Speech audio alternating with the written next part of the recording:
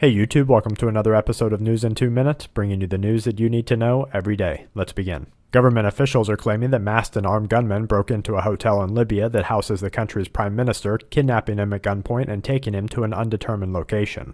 Although officials are claiming that the kidnapping is the result of a warring faction group, the abduction comes at a precarious time in global relations after the Libyan prime minister accused the United States of breaking the law by seizing a suspected al-Qaeda leader within the country. The United States is reportedly suspending the delivery of major weapons and monetary aid to Egypt over the country's military crackdown on protesting citizens and delays in progress towards a new government.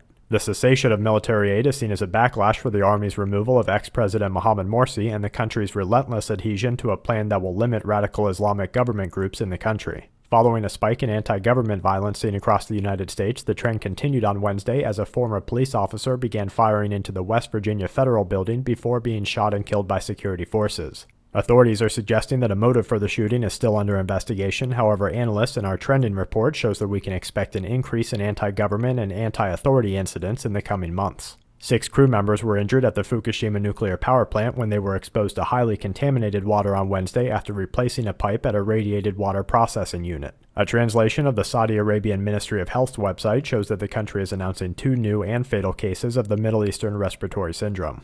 An explosion at a natural gas pipeline that carries gas from Texas to the upper Midwest caused residents within a 2-mile radius to evacuate and has many wondering if a recent string of fires and explosions may be a form of infrastructural sabotage.